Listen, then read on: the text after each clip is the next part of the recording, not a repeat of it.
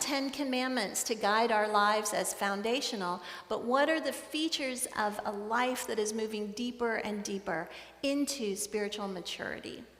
So one of the foundational things we know that's a part of becoming more spiritually mature is a deep prayer life. A prayer life that's meaningful, that's become so naturally a part of who we are, that it is continuing to just fill our lives in all these different ways.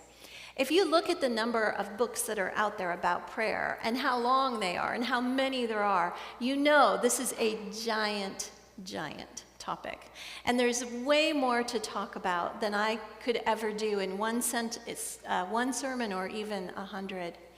But I want to hone in on one particular aspect of mature prayer. And that is the gift of prayer as teaching us proportionality. Prayer as proportionality. So the way I think about this is when you're a kid, do you remember how everything seemed bigger because you were smaller? Remember, you go back to an old house you lived in and you walk through it and you're like, wait a minute, this house shrank.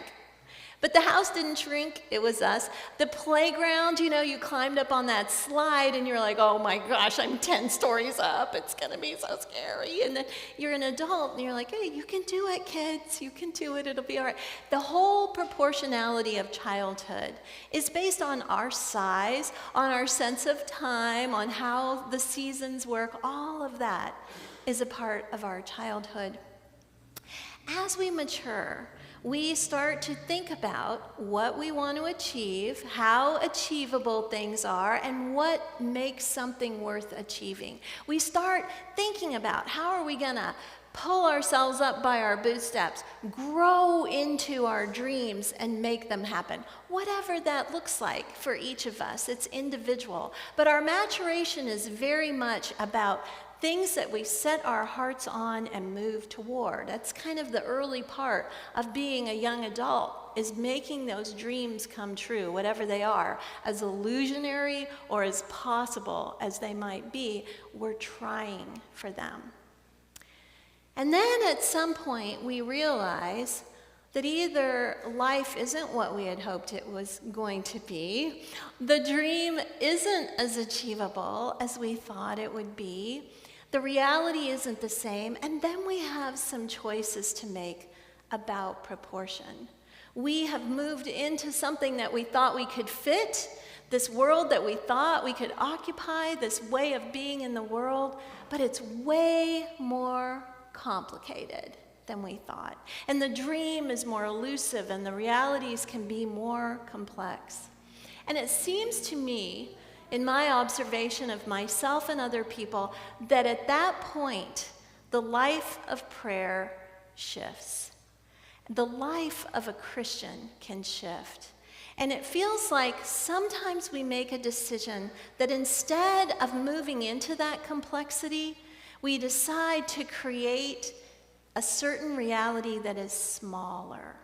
One that will fit our adult size, one that allows us to either claim ignorance or ignore the things we can't understand or that we can't engage with because it ruins our sense of self. So we can tend to ignore some things and we can tend to be ignorant. Just don't want to learn about it. Okay, so you're with me, right? Let's look at that gospel reading. We have this story that Jesus tells. Matthew tells the story, and Matthew has a clear interpretation for it. But biblical scholars will tell you these parables Jesus told, they have multiple interpretations. So we're not going to just focus on the fact that it's about forgiveness. We're going to think about it as prayer. And we're going to be that slave. We're going to use the language of the text. We're going to be that slave who goes to the master in prayer. And we have experienced the magnitude of the master that we know through Jesus Christ. The master we know as a God of abundance and generosity that's so expansive we can't even comprehend the goodness of God.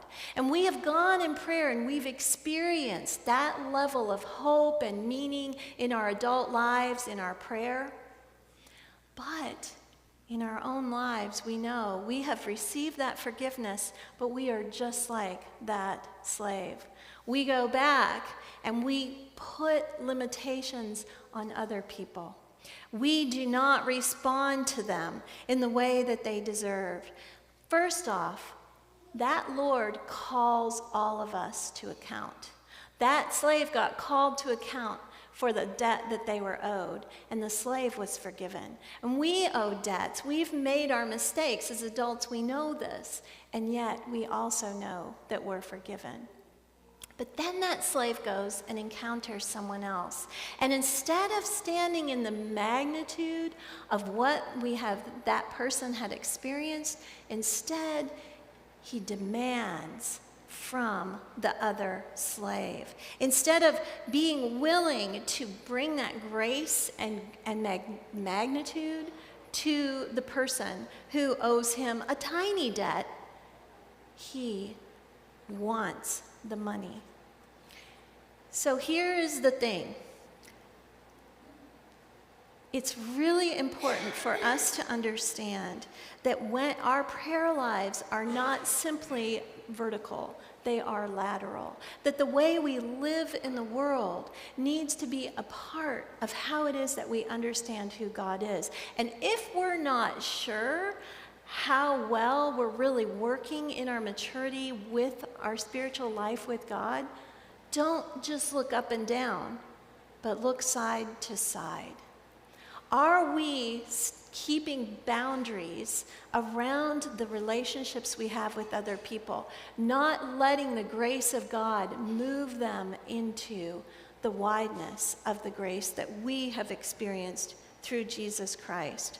Prayer brings us to a place of patience and grace, allowing that we are frail and others are frail. I think so often when I say ignorance or ignoring, it's about we're holding standards in this world that do not allow grace to get past that. We ignore the other person so that instead we can say, oh, they're like this thing that is unacceptable to me and to God, and therefore they have to pay up. They get my judgment. They get my exclusion because they deserve it, as opposed to the magnitude that we have in our life with grace.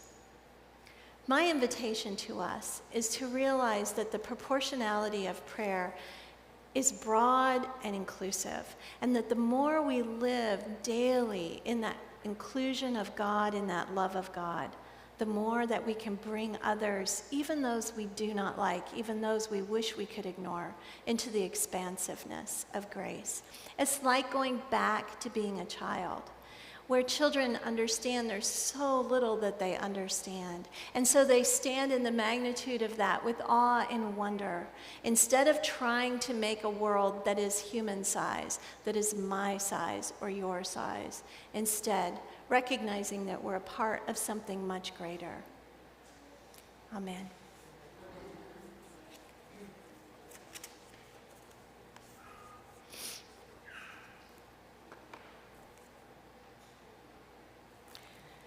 Let us stand together and profess our faith.